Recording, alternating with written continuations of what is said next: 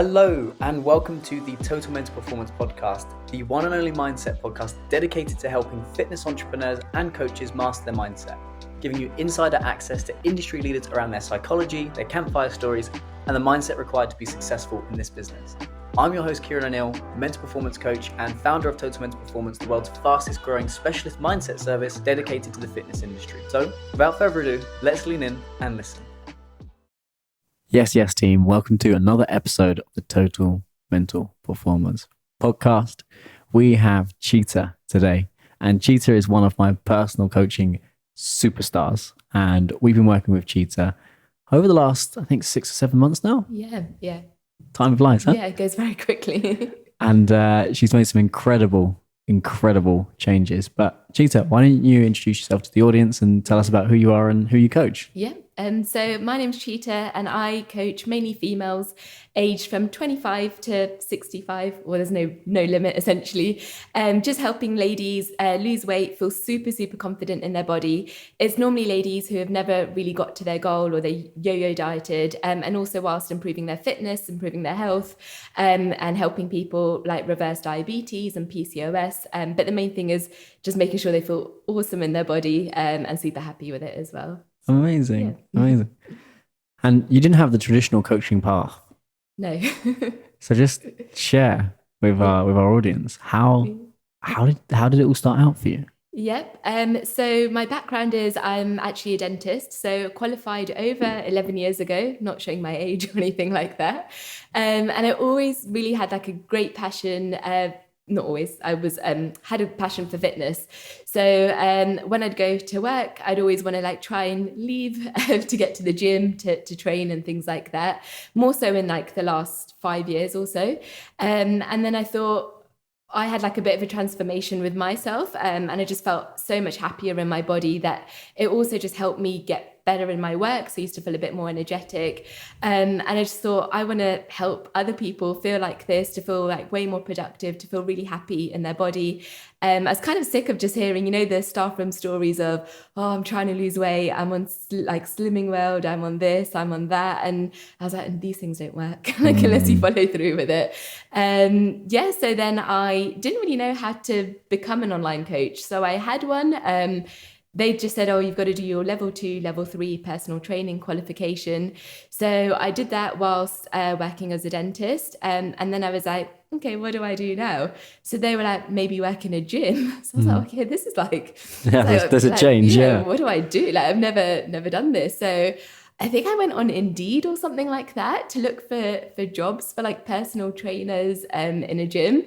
And I remember going to like Virgin Active, David Lloyd, and Pure Gym. And I'll be honest, I was a little bit shocked of like how much you get paid doing that. Because I'd actually at that point stopped being a dentist because I thought I'm going to go all in. I'm going to give it everything that I can.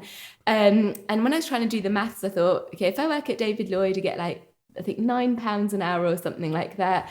If I work at Pure Gym, you get all of your money from like your personal training clients, but then you're working for free. So did the maths and I thought, yeah, okay, I'll work for free. I'll get some clients. Not that easy when you're like, you think people have come to a gym to ultimately lose weight. It's going to be really easy to find, people to train. It is the most awkwardest thing like ever. They teach you to like go up to someone on a treadmill who's got their headphones on and to go up to them and be like, are you interested in personal training? Like, like you're trying to sell something on the side. And it was really, really hard. Like, and I think it made me want to really go for it because I thought I've not really got an income coming in. This isn't what I thought it was going to be. So I'm going to graft for it. I'm going to work really hard. And then I came across like the OTE and there was like a free 5-day challenge that I went for. I did like one of the tasks that I had to do and I bagged my like 3rd personal training client. So I was like, if I can do this in 5 days, let's see what happens from like actually signing up to this. And then it's just grown. And I'll be honest, I was a bit apprehensive because obviously everyone's known me to be a dentist, like that was from the age of 2. I feel like I was brought up to do that from like mum and dad and my sisters. And then changing my career path was quite like, it was scary to tell people that I'm doing it. And I remember like when I had to do an Instagram post to say I was like making the change, and I think I spent like 3 weeks on like, shall I post it, shall I not post it, what will people think, am I good at this, can I even do this as a job, and so many things were going through my head, but I'm so happy that I still like do some dentistry, but yeah, this is obviously my main thing that I do, and just love it, absolutely love my job. So sorry, that was a long and you work hard. You work really hard, and I've observed how hard you work. It's great. You've got a great work ethic. But there is something about when you move career, you're actually moving identity. Yeah. You're moving from, like you said, I had this idea since I was almost 2 to go into a certain field. Yeah. And then when you change that, your family might not always like that. You might experience judgment. You might experience, why do you want to do this? Why do you want to do that? Are you sure you want to do that? You might just get, go for it. If that's your dream, that's your dream. Yeah. And there's the internal battle of, that's not who I am and that's not what I do anymore. Yeah. It's really hard because you're always seen as, well, you feel like you're seen as that one identity. So to make that shift, there are still actually some people now who'll come up to me and be like, you're crazy. Like, why have you made that, shift? It's such a comfortable job that you had, like, steady income and things like that. But I guess like no one really knew what happened behind closed doors, like the stress of being a dentist, like you're kind of forced to see like 30, 40 patients a day, and you really want to be able to help everyone, but it can take its toll. Like you're sitting down literally for 8-9 hours straight. There were some weeks that every Monday actually I used to do a 12-hour shift straight, and you'd start clinic at 8, you'd finish clinic at 8, so you'd get home at 9:30, then the next day you're back at work at 8. And it was just like it wasn't a good work-life balance, but the stress behind it was not great for me. So unfortunately, I kind of felt like I'd got to that breaking point where something had to change because I wasn't happy kind of doing that. And I thought, it got to a point where I was like, I will work for free and do something in fitness, because I was like, that will kind of bring me joy. And essentially working in the gym, I was working for free. I even worked with another company where I worked for free for them for 6 months. But it was the best choice that I made, because I learned so much from being surrounded by these people. And having that identity shift, it's still kind of, I still do have those moments where like people will come up to me and I kind of feel like I have to justify what I do now, but I don't think I should really have to, because I do often feel like you get people did actually treat me differently if I said I was a dentist or if I said I was a personal trainer. And it was really weird. The respect level would really change. So I used to work for this one company and they just introduced me as one of their trainers. And then after a few weeks it got out, actually, I was qualified as a dentist. And people used to speak to me so differently. And I was like, I'm still the same person. Yeah. And actually made me quite upset, because I think, you shouldn't treat anyone differently. If someone does any role that anyone does, they're still providing for a community, so we should all kind of just be treated the same, I like to think. But well, human beings are naturally judgmental, and people will judge you based on what you do, what you look like, how much money you make. Typically men are more judged on how much money they make and their competency as a whole, and women are more judged on how they look. Now that's changing, but that's still, I do think that's still ingrained in cultures and perhaps even genetically. So that's all, you're always going to be judged. But I think part of it's getting to a place where you just become so confident in, well, I am who I am, and that's okay. I think job titles is also something where people get caught up in that a little bit. Somebody will hear dentist, they're like, wow, like that's like a seriously heavy level profession. And then if they'll hear something like a coach, they're like, coach? Really? And it's understanding that you don't have to justify yourself to anyone. That I am inherently who I am. I know for a fact there'll be people in my software sales career looking at me going, mindset and mental performance coach? What gimp? Do you know what I mean? And it's understanding that when you make a career change, people are going to want you to be in the same place that you were before. Yeah. Because they have an idea as to this is who Chita is. Yes. Yeah. This is who Chita is. And I put her in this box and now she's coming out of this box and that makes me feel unsafe. Yeah. And you also hold up a mirror because when you make changes to who you are, people around you will start thinking, maybe I need to make some changes. And people don't want to change in general. Yeah. And I'm not surprised that that's how you felt and you experienced that. But at the end of the day, you're so much happier. Yeah. You're getting so much more done. Yeah. And it's more fulfilling. Yeah. It doesn't matter what anyone else wants to do. No, exactly. And it's taken me a while to, I think, realize that as well, because it's not easy to make that shift. And it's all a bit like you're trying to get acceptance from everyone. And then you look back and you're like, well, why do I need to be accepted? Or like, do I need all these likes on my Instagram? You know, before you're just checking your phone, being like, when I put that post up that I've got like a fitness account, I was like, who's seen it? What are they thinking? Like, has it got around to the family? Do extended family know? And then at the end of the day, I'm like, why? Who cares? Yeah. I'm doing it anyway. I know I'm happy. I know I'm helping loads of people, but it takes a long while to kind of get through that. And only kind of looking back on things from a lot of work that we've done together, it's really actually helped me think, oh, wow, I really would have done things a lot differently back then if I was just looking at myself a lot more, I think, as well. But it's quite nice because you've had those changes as well, like with your career. So that's why I can really relate to you, because you'll understand a lot of what I think I've gone through. Well, I've had two. I've had boxing. Yeah. And that was so hard to let that go. That was 8 years of pain, chaos, like an eating disorder, anxiety, fear, a lot of money, being beat up, winning, traveling around the world. Like that was really bloody difficult. Yeah. And I retired, I think I was 20, maybe 21. Yeah. You know, so you spent like all that time through your teenage years, which is quite an important part of your identity. I'd also sacrificed, I didn't party. Yeah. I didn't go out and do the drinking thing. I didn't go to university. I was training in the gym. Because your food was so important. Like alcohol would have just set things off, right? Correct. So it's well, it's a weight-based sport. And, you know, I'm 5'7", 5'8". People think I've grown recently in the last year or two where I started eating a lot more. I don't know. I think probably somewhere between that, but I was 56 kilos. Okay, yeah. And even when I last boxed, I think the last time I got measured height-wise was 171 centimeters at 56 kilos. So you're just starving yourself all the time. But when I had to go, right, well, I'm not doing that anymore.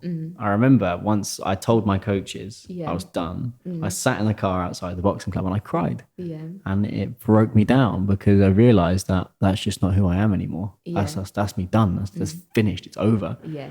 That was hard. That was so hard. And then going into the software sales world and going through that shift and then going, you know what, like all I was trying to do was prove myself. Through the boxing, it was physically trying to prove myself. Through the software sales, it was financially trying to prove myself. Once I became enough, I realized I was inherently unhappy again, and making that shift to what we do now, it just like, it's hard because you have to say goodbye to parts of you that no longer serve you. And not the whole world's not going to like that. Some people will be really encouraging. Other people go, oh, why do you want to do that? They won't get it. Yeah.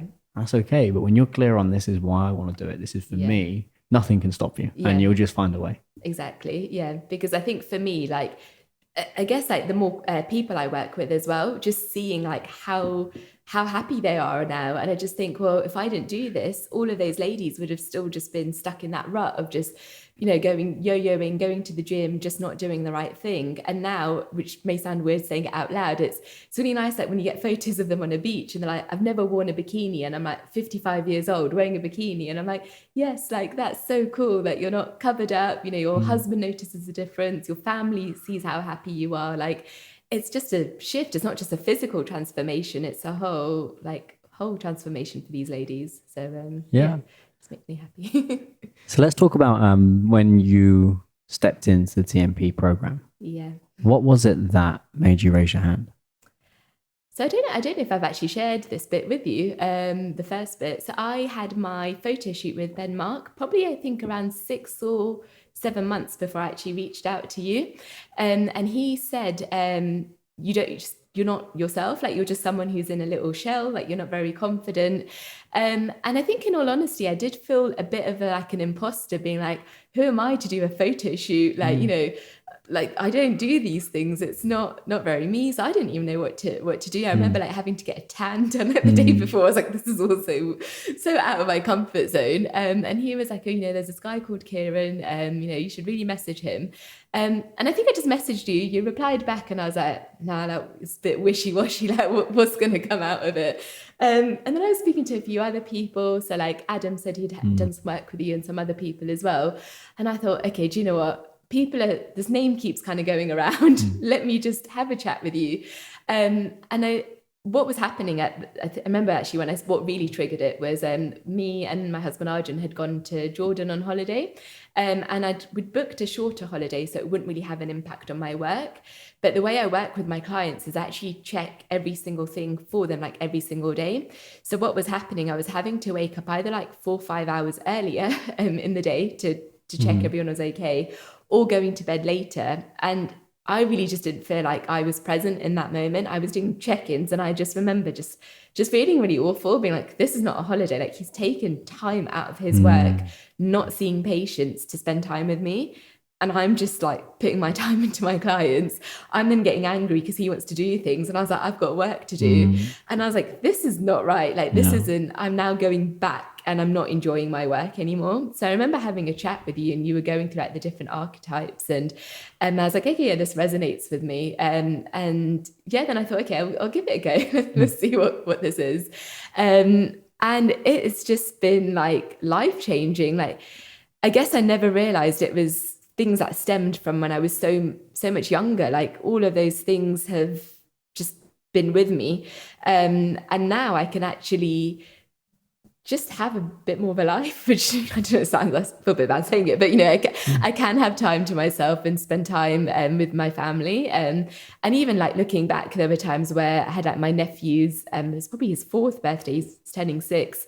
And I remember it was on a Sunday, and I was getting annoyed, being like, guys, I've got to go home. I've got check-ins to do. And then people were like, but you work 7 days a week. Like, when is your time off? And I was like, no, but I've got to serve my clients. I've got to work. And I think also it was me trying to prove myself that I can get my clients my results, but I don't need to be doing that to get them results. It's I can help them and I can guide them, but they don't need Cheetah 24/7 if I'm doing my job correctly.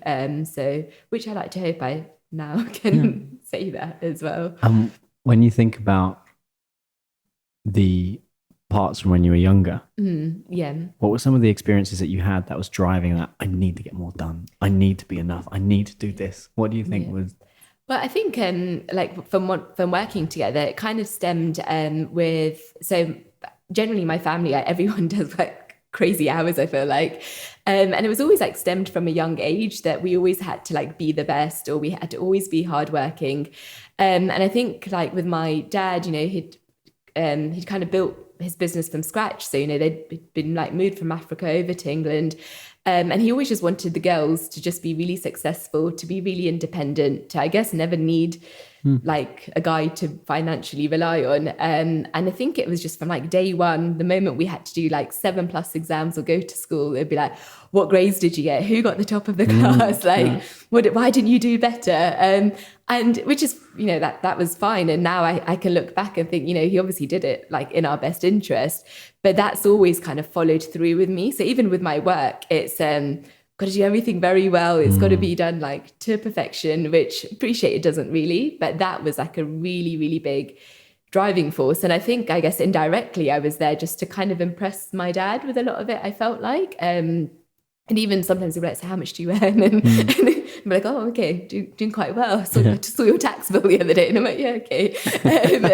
But it's never like good enough. So it felt like that. But now actually it regardless of the number, it's, he's content, I'm content. And I think what was really handy, like speaking to you, Kyran, was actually nailing down on my why, because a lot of the time when you're part of a mentorship, it's quite easy to get sucked up by numbers and to think, oh, so-and-so's doing this, so-and-so's doing that. And then actually I was like, my why isn't a financial goal. I never got into this to make loads of money or anything like that. My why has actually always been to be able to help people. So even as a dentist, I never liked to see anyone in pain. I always had to, if someone had toothache, I'd bend over backwards, I'd stay behind them after work just to help them. And I think that's been really important that you've highlighted to me, and also not making my own prison. Well, we all make our own prison, but not making it a bad one to live in as well. So I probably butchered it. I'll let you explain what that means. Yeah, no, that's exactly it. Well, we all build our own prisons. Yeah. We all build our own prisons, and you might as well build a prison that you actually love to enjoy. Yeah. Because we all have responsibility, whether you like it or not. We're all going to suffer and we're all going to find things hard. So we might as well build a prison, and we might as well build something that's meaningful. Yeah. And you've done a great job at that. And there's something really interesting there about the influence of your father and his absolute best interests. And I think with that great, loving intention, the way that can be received and the way that it can impact us can be really crazy, you know? And I think there's a lot of people listening to this podcast probably have had a father that pushed them and pushed them and pushed them and pushed them and pushed them. And it's understanding that you got to do this stuff for you, not for your dad or for your mum. Yeah. You've got to do it because you want to do it. And when you can get to that place of, well, I'm still enough, regardless of the external world. And we get to the place where you're very clear on your why. You know why I'm doing this. This is what I'm here for. And this is what I was put on the planet to do. You almost become more at peace. You can get a lot more done. Yeah. Whereas if you're still operating on the old software of, but mum and dad said I had to do this, I had to do this, I had to do this, and you're always going to be stuck because you're always going to be at conflict with yourself and making those changes. Yeah. I mean, you tell me how they panned out for you.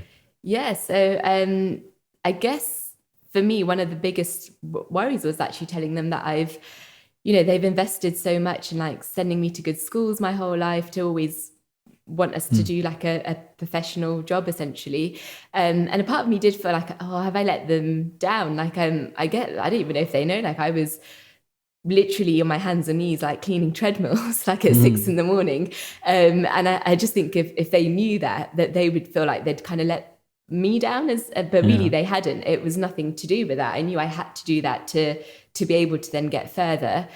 It's so different because you're not chasing perfection, or you're not trying to chase, I've got to do this, I've got to do that because of, or this is how they'll react.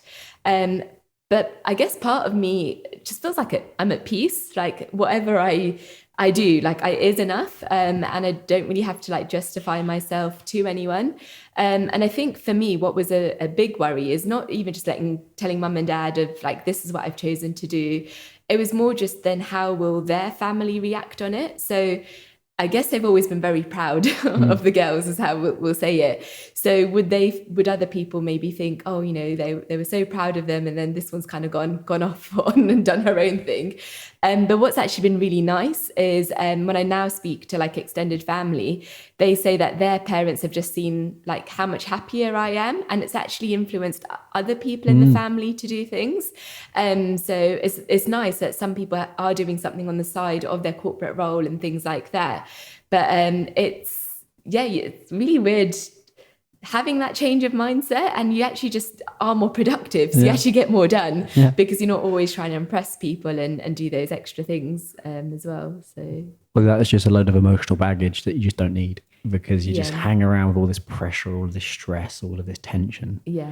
And when you think about when you're in the gym, often if you hit a PB, you are in a place where you're tense but relaxed. Yeah. Or if you're tense but you're tensed, it's even harder to lift the weight. Yes. And when you start to make those psychological shifts, and when you think about the word emotional baggage, there is almost like an inherent baggage, like it's heavy. Yeah. And when you make those shifts, you have more energy. Yeah. You have a clearer mind. You have more clarity. And because you're reprocessing those internal emotions and essentially more resources, you get a lot more done in a lot less time. Yeah. And that's something that you've done a really good job at. In fact, there's been a couple of times on calls where you were overworking and doing so much where you can be like, Kyran, I'm bored. I've got all of this time now. Like, what do I do? Yeah. I remember actually speaking to you and I was like, I just feel like I just feel a bit lazy. I was like, done my work. Like, I want a challenge. I was like, mentally, I need some more like stimulation, essentially. And then you were like, okay, so let's think about, how we can get there. But I also remember like on one of our sessions, we've had like quite a few heavy sessions. You've probably seen me at like my worst, I feel like. And it did actually feel like my shoulders just felt so much like, it was like I was literally holding a bag of like 50 kilos and then just letting that off. It was just really weird, just that you can get that from like working with someone. And I'll be honest, the day after was probably a bit of an emotional wreck because I was playing through it all in my head and being like, oh my God, I can't believe that's had such an impact. And for years I've been carrying it. Like I thought, well, actually, maybe if I had worked through some of this maybe 10 years ago, my career in dentistry could have been really different. Because again, even in that, actually, there was always the first question everyone typically asks. So when you say you're a dentist, they're like, oh, NHS or private? It's like, oh, NHS. Oh, and it's like that disappointment again. And I'm like, well, actually, I'm helping so many people. Like, why would that be? Why would you be like, oh, well, you should work privately? Oh, because it's all about money. No, it's not. If that's not your why, that's not going to make you happy. And it was, I think, actually, if I had looked at myself a long time ago, could have been in a whole different place. But I'm very happy where I'm at now. But it's just really interesting, how things can go. Well, it was fun because we got you to that place where you wasn't being driven by fear, scarcity, not feeling enough. Yeah. And that's where that boredom came in. Yeah. And then that's where we were talking more about the existential questions. Well, what do we want life to look like? Yeah. How do we want to spend our time? Do we want to scale a business? Do we not want to scale a business? And we started tapping into why. Yeah. And then once you tapped into that why, that's when the hammer dropped and you went, right, time to go, try to impact more lives. Yeah. Exactly, because that is what it is ultimately, just to help as many people as I can. And I think actually from seeing the online coaching world, I know obviously everyone does it in their own way, but like I am truly passionate about it. And I know like everyone I work with always does so well because I genuinely I'm like their cheerleader. I'm like literally motivating them like every day to be like, come on, you definitely we've had such great progress. And I do, without sounding a bit weird, like I feel it's such a skill that I got and I enjoy, but I just want to share it with as many people as I can. And that just excites me more than anything. So, it's amazing. And you've done all of this, and Chita's very, very humble. Very, very humble. She's actually got an incredible coaching business insofar as the results that she gets with her clients, insofar as the revenue that she's been able to turn over. And you've been able to do that almost quietly, because a lot of coaches will love to shout about what they're doing. A lot of coaches will love to shout where they're at, whereas you've mainly focused on, well, this is what I love to do, and this is where I'm going to go, and this is it. And I think when you're coming from a place of genuine love and light, it's like, right, I want to help people. Like you can see that even in your dentistry and in your dentistry career. Like there's so much that you give. There's a deep caring within you. Even when I had my wisdom tooth, like you were straight away, you were like, well, look, if you're in the UK, like let me know. We can find somewhere. I'll get in. I'll have a look. What antibiotics have they recommended? Like you were straight away. You were on it. And I think you have that deep care, and you have a big work ethic. And now that you're operating more out of the light, insofar as I'm inherently enough and I'm going to push for more, versus I need to prove myself, I need to prove my dad, I need to prove the world that I've made this shift, and it's the right shift. It's inspiring, Chita, and you should be really proud, because I really am proud. You've done so well. Thank you, Kyran. And as you know, it's always like with all of your help, because it's I don't know really how you do what you do, really. Like, number one, it must be quite tough, like kind of pushing people like out of their depth, right? Asking a lot of these questions and then just dealing with me while I'm like crying on the other end of the laptop. And then you're probably just like, oh my God, like, but I know it's obviously part of what you do. But like just a massive thank you for like asking the right questions, always making me feel really comfortable and never like pushing it too far. And like, it's just amazing just to see the change of everything as well. And it's just really exciting to then see the growth, because there have been moments where it's just really cloudy and I'm like, I don't know what I'm doing, where I'm going, but you've given me like so many great tools. Like I had a couple of weeks ago, I was just like, my mind was really buzzing. And I think before I would have just got super overwhelmed, just sat and probably just done nothing. But I thought, no, I'm going to do a brain dump. I'm going to list it all out. I've got my like mind map. Okay, these are the things I can control. These are things that can wait, but I'm getting excited about, but they're not going to, like, I don't need to do that. And it was just nice knowing that actually that's something that we've like worked on and you've taught me, and then that helped me push the direction of that week a lot further as well. So thank you. That's it. You're implementing the tools. Yeah. And when you've built a solid belief system, you've done that deeper work where some of it is a cry fest. Some of it is, and even I still do it. You know, I still have a therapist in my corner, and I've actually got two. I've got one for my personal life, one for my professional life. Sometimes I'm on the other end of the laptop crying. I'm like, whoa, you know, it's very rare now, but as you keep going deeper and deeper and deeper, when you get there, it's almost like double hard. It's like, oh God, it's been ages, you know. But that's where the growth is, and it does give you a serious edge, something that you know in your story, and that you can overcome this stuff. And you know, you've gone there, you've done the work, and when you ask me how do I do it? Well, it's exactly the same as you, Chita. You've seen these experiences from eating better, training better, and becoming much more healthy, happy, and confident. It's exactly the same. I went through these changes and I thought, wow, we've got to bring this to the world. And I did it in a time when therapy wasn't cool. Mental health wasn't cool.